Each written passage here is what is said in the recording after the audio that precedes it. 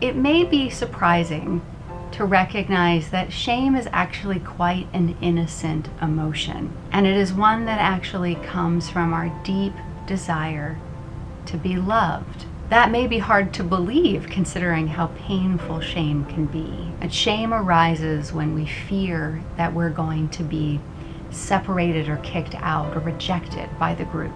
It is a feeling that we all experience. Oftentimes, we kind of mishmash together shame and guilt, and it's really important for us to tell the difference between the two of them. Guilt is actually a very helpful emotion.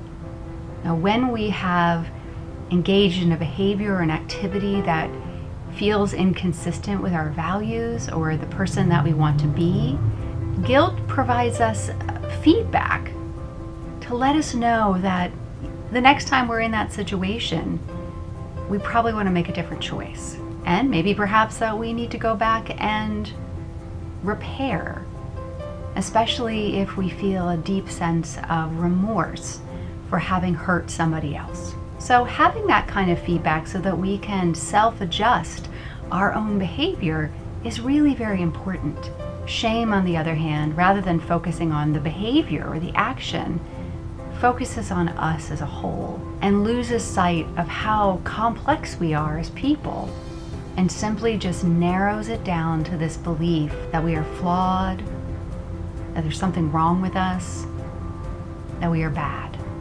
What is often really helpful for each of us to explore is what is the negative core belief that is underneath our shame. No one will ever love me. I'm uniquely flawed.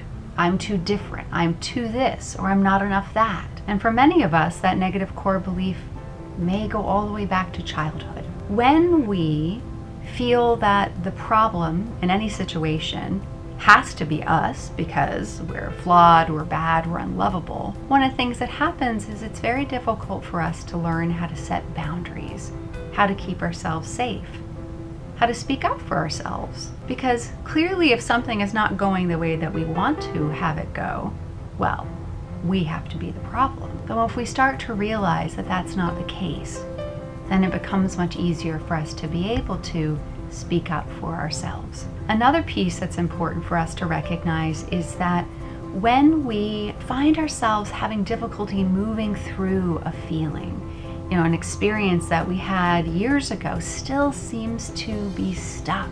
Shame is usually what is the stickiness that keeps us connected into that feeling. Another important aspect is recognizing that silence is what shame wants. If we feel for some reason that our experience is unique, that nobody else would understand, and clearly if somebody knew this about us, we definitely would be rejected or kicked out of the group, then we're less likely to be willing to talk about it. The more we can understand that our experiences are simply human experiences, we can find the courage to be able to share our experiences with others. And in doing so, we have the opportunity to actually receive compassion, to receive empathy, to recognize how our stories aren't so unique. So when you start to experience that sense that whatever's going on is because there's something wrong with you, try to remember that shame might be involved, and it's taking you down a path that is not helpful and certainly not accurate. And so trying to find a trusted person that you might be able to talk to, maybe that might be a therapist, will help you to be able to recognize that what you're actually having is a human experience.